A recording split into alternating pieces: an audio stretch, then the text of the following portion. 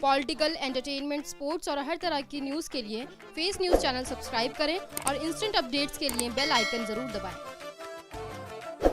आज़ादी के अमृत महोत्सव के उपलक्ष्य में दिल्ली अल्पसंख्यक आयोग द्वारा ऐवान गालिब सभागार में सामाजिक और सांप्रदायिक सौहार्द विषय पर एक सेमिनार का आयोजन किया गया। आयोग के चेयरमैन जाकिर खान के नेतृत्व में आयोजित इस कार्यक्रम में राज्यसभा सांसद संजय सिंह मुख्य रूप से उपस्थित रहे। इसके अलावा दिल्ली विधानसभा स्पीकर रामनिवास गोयल, खाद्य मंत्री इमरान हुसैन, समाज कल्याण मंत्री राजेंद्र पाल गौतम ने भी खास मेहमान की हैसियत से शिरकत की। इस मौके पर सांस्कृतिक कार्यक्रम भी प्रस्तुत किए गए, जिसमें मशहूर सूफी सिंगर हमसर हयात निजामी और ब्रदर्स ने कव्वालियां पेश कर दर्शकों को मंत्रमुग्ध कर दिया। इसके अलावा लाफ्टर चैलेंज फेम एहसान कुरैशी ने भी हास्य का ऐसा टॉनिक परोसा कि सभागार में मौजूद दर्शक लोटपोट हो गए। इस कार्यक्रम की एक विशेषता यह भी रही कि बरसात के बावजूद भारी संख्या में जनसमूह उमड़ा। सभागार की सीटें फुल होने के बाद काफी तादाद में लोग खड़े नजर आए। आज के मुख्य अतिथि आदरणीय संजय सिंह जी, जिनकी दहाड़ पार्लियामेंट में हम निरंतर सुनते आए, हास्य कलाकार श्री कुरैशी जी, और अभी जिनकी बहुत बेहतरीन आवाज में हम कुछ शायरी सुन रहे थे, यात निजामी जी, वो सबसे बड़ी कम्युनल हार्मनी के प्रतीक है। मैंने उनको साई संध्या में भी 2-3 बार झिलमिल में सुना। मैं अपनी बात शुरू करूं उससे पहले मोबाइल के बहुत फायदे हैं, लेकिन कुछ नुकसान भी हैं। एक नुकसान आज मैंने देखा, जो नोट करके जा रहा हूं। अगर दिल्ली विधानसभा होती और मैं अध्यक्ष की कुर्सी में बैठा होता, निकाल के बाहर कर देता।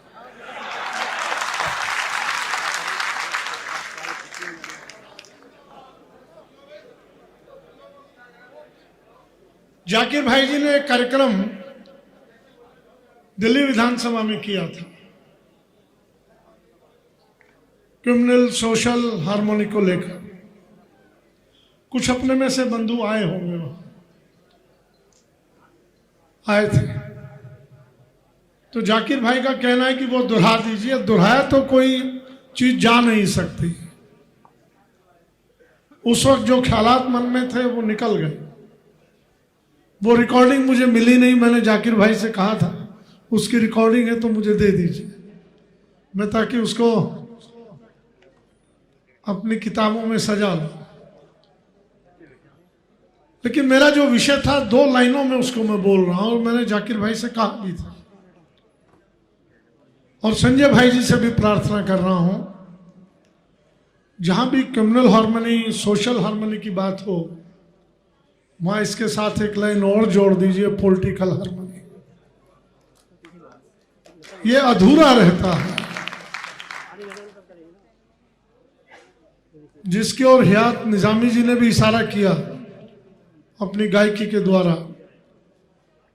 आज इस देश में देश की शांति को, भाईचारे को बिगाड़ने का, उसको नष्ट करने का कोई जिम्मेवार है तो वो केवल राजनीति जिम्मेवार है। मेरे अपनी कुछ सीमाएं हैं। मैं प्रोटोकॉल, स्पीकर का एक प्रोटोकॉल होता है, लेकिन आज राजनीति के लोग अपने आप को दुरुस्त कर लें। वो समझ लें कि हमें भी एक दिन अल्लाह ताला के पास जाना, उसके पास जाना है और जवाब देना पड़ेगा। रावण नहीं बचा था। 50 साल तक राज करने की बात कहने वालों, तुम्हारी औकात क्या है? तुम्हारी औकात क्या है? एक नुक्शा तुम्हारे हाथ में मिल गया। देश की जनता धीरे धीरे समझने लगी कि उसको शांति पहले चाहिए और शांति के साथ साथ विकास चाहिए। आप वोट लेने के लिए इसका इस्तेमाल कर सकते हो। देश की राजनीति के माध्यम से देश को सांप्रदायिकता की आग में झोंक सकते हो, और झोंका हुआ है। हम भी देखते हैं कितना जोर बाजुए कातिल में है। कब तक झोंक के रखोगे? ऐसे ऐसे कार्यक्रम में आने वाले, इतनी बड़ी संख्या में आने वाले। अभी मैं कुरैशी जी से बात कर रहा था, कुरैशी जी बोल रहे थे कि बहुत अच्छी संख्या में लोग आए हैं, प्रबुद्ध लोग आए हैं, इंटेलेक्चुअल्स लोग आए हैं। हम सब पर जिम्मेवारी है इस दायित्व को निभाने की। हम सब पर जिम्मेवारी है। चाहे मैं अध्यक्ष हूं, संजय जी हमारे पार्लियामेंटेरियन हैं। मैंने बहुत पार्लियामेंटेरियन को सुना कि उम्र 74 साल हो गई, बहुत पार्टियां गई आई चली गई, लेकिन इस ढंग से देश को सांप्रदायिकता की आग में झोंकने वाला पहला दल है जिसको मैंने देखा। उनके वक्तव्य, उनकी कार्यशैली, ऊपर वाले से यही प्रार्थना करते हैं। बड़ा अच्छा शेर व शायरी में कहा था, तू कहीं भी चला जा, कहीं भी गिर जा, चाहे मंदिर में गिर जा, चाहे गुरुद्वारे में गिर जा, मस्जिद में गिर जा, कहीं भी जाके गिर जा, लेकिन अंत में भाईचारा ही काम आएगा। मुझे बुलाया, मैं जाकिर भाई का बहुत बहुत आभार व्यक्त कर रहा हूँ, धन्यवाद व्यक्त कर रहा हूँ। आज माहौल वक्तव्य का नहीं है उतना जितना शेर व शायरी का माहौल है, जितना गायकी का माहौल है। उस माहौल का आनंद लेने के लिए हम सब लोग आए हैं। बहुत बहुत धन्यवाद, मुझे बुलाया। जय हिंद, भारत माता की जय। मैं जब अंदर घुसा तो मैंने कुछ चित्र देखे। जाकिर भाई बोल रहे थे कि आप सभी कभी विधानसभा आइए, जब अवसर मिले आइए। वो विधानसभा क्रांतिकारियों की धरती है। ये विधानसभा अंग्रेजों के जमाने की है, 1912 की। लाल किले से सुरंग कैदियों को वहां लाया जाता था, वहीं फांसी दी जाती। फांसी घर भी ढूंढ लिया, उसको रेनोवेट कर रहे हैं, एज इट इज मिल गया है। अंग्रेजों के जमाने दीवार के पीछे बंद था, आंखों में आंसू आ जाते हैं जब उसको देखते हैं। आइए कभी वो दीवाने आ जाएं जो देश के दीवाने हैं, भारत के दीवाने। वो आए निश्चित रूप से अपनी श्रद्धा सुमन उनके प्रति एक अर्पित करके जाएं। यही देशभक्ति होगी। बहुत बहुत धन्यवाद।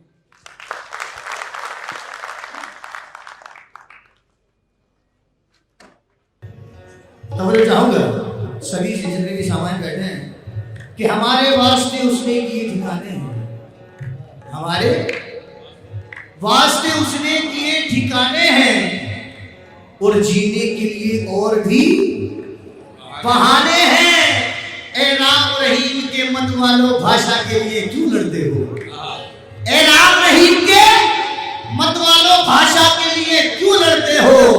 अल्लाह भी हिंदी समझे है, भगवान भी हिंदू जाने हैं। ओ अल्लाह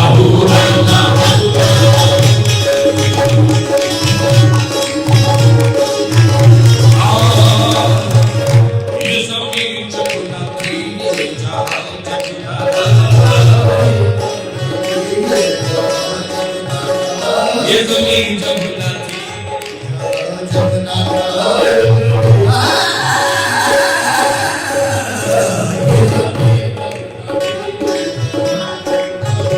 चाँद तारे न थे, आसमां जमुना था। चाँद तारे न थे, आसमां जमुना था। न थे, आसमां जमुना। होना से हक भी किसी पर आया जमुना था।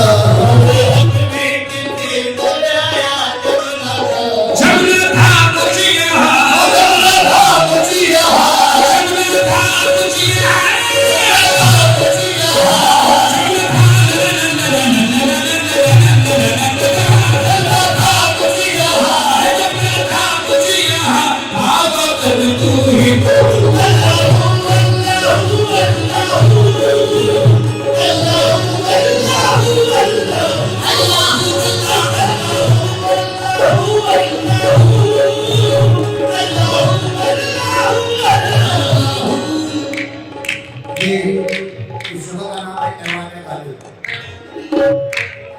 जब गालिब साहब के ऑडिटोरियम में आए हैं तो उनका नाम जरूर होना चाहिए। क्या बात है? गालिब साहब फरमाते हैं, उनके कुछ अशार पेश कर रहा हूं कि चमन उजड़ गया कुछ यादगार बाकी है। चमन ऐसा कर, चमन उजड़ गया कुछ यादगार बाकी है, कहीं कहीं पे निशाने बहार बाकी है। और ये कैसे कह दूं के रिश्ते तमाम टूट गए, ये कैसे कह दूं के रिश्ते तमाम टूट गए, अभी तो रिश्ता परवरदिगार बाकी है।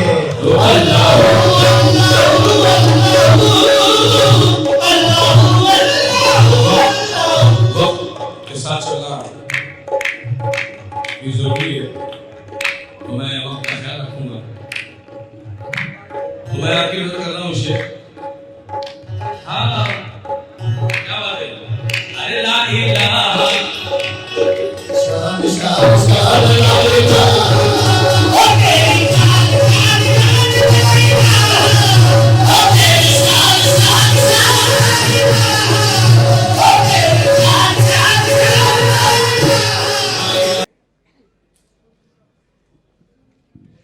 दिल्ली वाले तो छा गए, दिल्ली वाले तो छा गए, सबके मन को भा गए। और ये दिल्ली माइनॉरिटीज कमीशन ने इतने प्यार से बुलाया, जाकिर भाई ने इतने प्यार से बुलाया, हम मुंबई से चलकर ऐवान गालिब में आ गए। Thank you very much.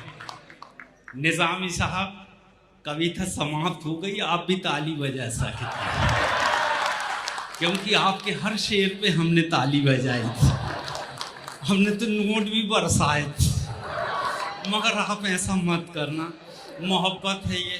पहली बार राम साहब के दर्शन हुए हैं, बड़ा अच्छा बोलते हैं सर, ऐसा लग रहा है दिल्ली का ही राशन कार्ड बनवा लो।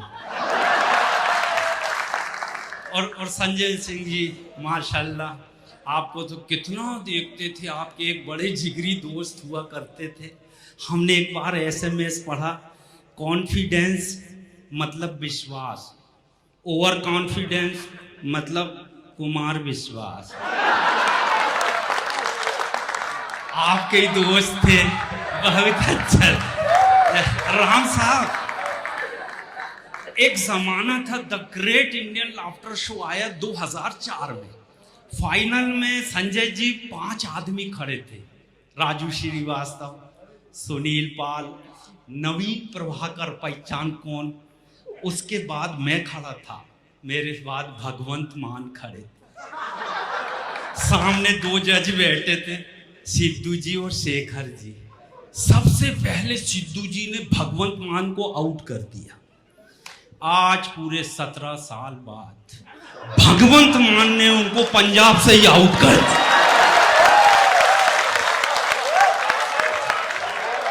ऐसे कहते हैं कॉमेडियन का बदला। तुमने सिर्फ स्टेज से किए थे, उनने पूरे स्टेट से कर दिया।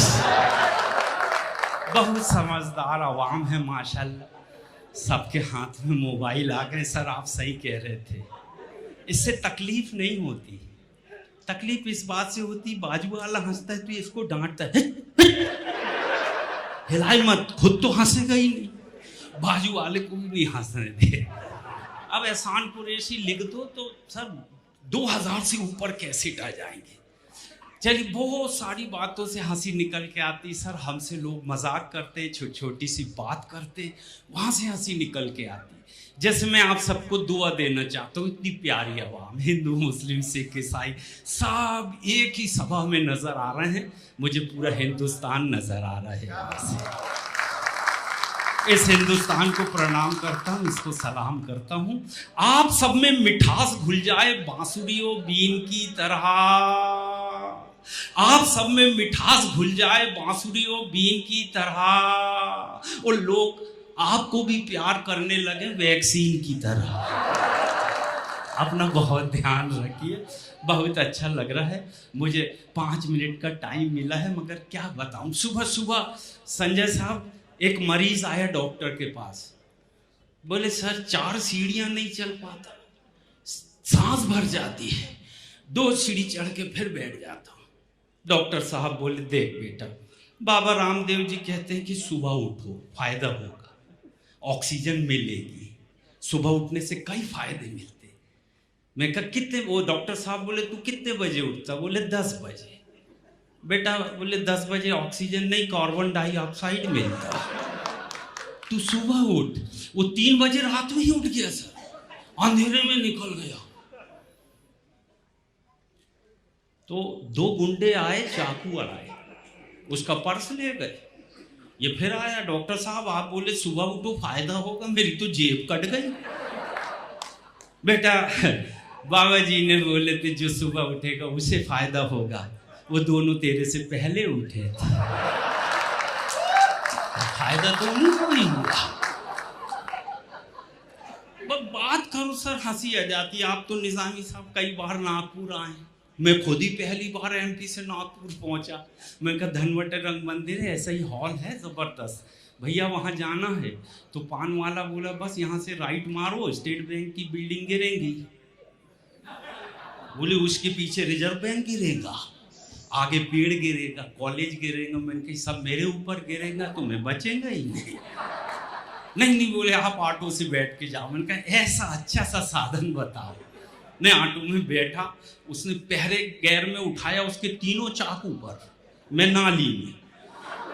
मैंने कहा भाई साहब देख के चलाओ, ऑटो में मैं पहली बार बैठा हूँ। बोले आप चिंता ना करें, मैं भी पहली बार चला रहा। तो पहली बार में बहुत काम आड़े टेढ़े हो जाते, मगर शमीम भाई आपका बहुत शुक्रिया, इतना अच्छा ड्राइवर लेने भेजे मेरे को। नेम प्लेट नहीं, ये तनेजा जी तो बाहर खड़े थे, वो लड़का खड़ा था, मैंने ऐसा नाम लिखा हुआ। तो मैंने चश्मा उतारा, कैप उतारा, मास्क उतारा, भैया मैंने कहा मैं ही एहसान कुरैशी। कपने लगा, मैंने कहा क्या हुआ? बोले आपको जीवन में पहली बार जीवित देख रहा हूं। तो मैंने कहा इसके पहले क्या मेरी आत्मा दिखती थी? बोले नहीं। और भी गेस्ट हमारे आ गए, उनका हम वेलकम करते हैं सर। इमरान हुसैन साहब, माशाल्लाह, वेलकम, आपका इस्तकबाल करते हैं।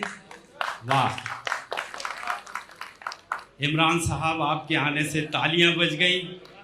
और एक इमरान वहाँ के हैं, पड़ोसी देश के, उनको देख के लोग मुंह बनाते हैं, उनसे अच्छे तो आप हमारे इमरान हैं, माशाल्लाह, आपको देख कर लोग तालियां बजाते, बहुत अच्छा। मैं कहाँ था? हाँ, वो ड्राइवर बोले साहब जीवन में आपको पहली बार जीवित देख रहा हूँ। मैं तो इसके पहले क्या मेरी आत्मा दिखती थी? बोले नहीं, आप टीवी में दिखते हैं, मोबाइल में दिखते हैं, पकड़ में नहीं आते। तो मैंने कहा अभी क्या करना चाहा? बोले आपको छू कर देखना चाहा। मैं कहा छू ले। शमीम भाई उसने धीरे से चिमटी लिया पेट में। मैं कहा कैसा लगा? बोले नरम नरम लगा। मैं कहा बहुत जोरदार आइटम हो, क्या नाम है? बोले हमारा नाम है लल्लन यादव।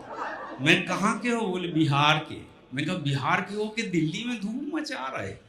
बोले भैया आपको हमने जीवन में पहली बार देखें, वो खूब हंसाएं आपने, आपको हम दुआ देते। अब उनने मुझे 4 लाइन सुनाई, संजय जी मेरे अभी तक समझ में नहीं आ रहा है दुआ है कि बद्दुआ। मेरी स्टाइल में एयरपोर्ट में भीड़ लग गई और वो मुझे दुआ दे रहा है। एहसान कुरैशी, एहसान कुरैशी, तुझे सर्दी हो ना खांसी हो, एहसान कुरैशी तुझे सर्दी हो ना खांसी हो, तेरा घर स्वर्ग बने वो तू स्वर्गवासी है। मैं समझ नहीं दुआ है कि दुआ। मैंने कि ऐसा लल्लन जी हम किसी का कर्ज उधार नहीं रखते, हम आपका कर्ज उतारना चाहते, 2 लाइन हम भी सुना। और हमने ऐसी शमीम भाई दुआ सुनाए उसको, वो पूरी जिंदगी नहीं समझ पाएगा दुआ है कि बद्दुआ। मैं कहा लल्लन जी लल्लन जी लल्लन जी लल्लन जी, आपको कभी कोई गम ना हो, आपकी आंख कभी नम ना हो, और आपको मिले रोज नई नई गर्लफ्रेंड, मगर किसी की भी उम्र 75 से कम ना हो। हमने भी दुआ दी थी। तो सर ये ऐसी छोटी छोटी घटनाएं होती है ना, इसमें से कविता बन जाए। पिछले दिनों राम साहब 2 लोग मेरा शो बुक करने आए, एक चाइना का और एक जापान का। वो दोनों मिचरे, मैंने कहा कि बिना आँख के, बोले हैं खोलना पड़ता है। इतनी इतनी सी आँख सर वो चाइना वालों की। संजय भाई नजर है ही नहीं और हमारी सरहद पर नजर गड़ाते हैं। पहले नजर तो पैदा कर लो, नजर गड़ा, इतनी इतनी सी तो नजरें। मैं कैसे आना? बोले आपका शो करना है चाइना में, जापान में। मैं कहा शुद्ध हिंदी का खिलाड़ी हूँ, थोड़ा बहुत उर्दू जानता हूँ, मैं नहीं जा पाऊंगा, मुझे चाइनीज नहीं आती, जापानीज नहीं आती। बोले सर आप लोड मत लो, सुनने वाले तो सब इंडियंस हैं, इंडियंस क्लब का शो है। मैं कहा तब तो चलेंगे। राउंड टेबल थी, तीनों के लिए कॉफी आई। राम साहब अपन कॉफी पीते हैं, कप खाली होता है सीधा ही रखते हैं, क्योंकि अपन सीधे लोग। वो चाइना वाले ने कॉफी पिया, वो कप उल्टा रख दिया। मैंने कहा चाइना हर काम उल्टे कर रहा, ये कप भी उल्टा रख दिया। अब जापान वाले का कप खाली हुआ, उसने सीधा रख दिया। अब एक कप उल्टा था, एक सीधा था। पूरी होटल हमारे टेबल को देख रही। मैंने कहा अब अपनी इज्जत खतरे में, अपन भी नई डिजाइन देंगे, अपन किसी से कम थोड़ी है। मेरा कप खाली हुआ, मैंने आड़ा लिटा दिया। दोनों मेरे से बिगड़ गए, भाईजान इसका क्या मतलब? मैं कहा पहले आप बताओ ये उल्टे कप का क्या मतलब? बोले इसका मतलब मुझे कॉफी और नहीं चाहिए, मेरा पैकअप हो गया। अच्छा, जापान वाले से पूछे आपने कप सीधा क्यों रखे? बोले एक कॉफी और चाहिए, अच्छी लगी। अब नई डिजाइन के चक्कर में अपन फंस गए। अब तो डिजाइन दे दी, मगर देश की इज्जत बचाने के लिए मैंने जवाब दिया, सिद्धू जी आप मेरे सिद्धू जी हैं यार। ये लाइन सुनने के बाद आप सबको लगे, पहली लाइन से आखिरी लाइन, कि देश की इज्जत बच गई, तो जवाब सुनने के बाद देश के लिए तालियां बजाना। मैं बोला बेटा ये आड़े कप का मतलब है, हो तो दे दो, नहीं तो रहने दो।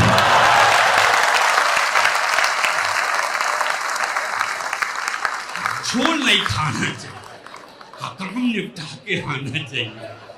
ये अच्छा लगा भैया? अरे गजब, अरे प्रणाम कर। भगवान मान जी के मंत्रिमंडल के आदमी तो यही दिख रहा है। वाह, ये है आम आदमी का जलवा। मगर हम यहाँ की नहीं, हम बिहार की बता रहे हैं। पिछले दिनों सर हम पटना गए संजय जी, हमारे सामने 3 बच्चे बहुत अच्छे, इतने शर्मीले बच्चे कि एयर होस्टेस को देख के ऐसा शर्मा जाए। फिर मम्मी से, उनकी मम्मी से बोले वाटर, वो बेल दबाए पानी बुला के दे। मैं कहा यार इतने इस दौर में इतने शरीफ बच्चे। 2.5 घंटे की लैंडिंग हुई, बाद में हम उतरे, वो सामान के लिए खड़ी थी, तो मैं भी बाजू में कहा बहन जी किनके बच्चे? बोले हमारे बच्चे। मैं कहा बहुत अच्छे हैं, क्या क्या नाम है? बोले बड़े का रमेश, दूसरे का दिनेश, और तीसरे का महेश। मैं कहा नाम भी बहुत पवित्र है। मैंने कहा इनकी उम्र क्या है? बोले बड़ा 15 का, दूसरा 10 का और तीसरा 5 का। मैंने कहा माफ करना बहन जी, नाम अच्छे लगे, उम्र अच्छी नहीं लगी। बोले भैया आपको काय का कष्ट है? अब मैं कहा देखो एक 15 का, दूसरा 10 का, तीसरा 5 का, ये 5-5 साल का गैप कैसे मेंटेन किया? अब उनका जवाब देखो। भैया बोले इसमें हमारा कोई कसूर नहीं, इनके पिताजी विधायक हैं, एक बार चुनाव जीत के जाते हैं, 5 साल के बाद ही वापस।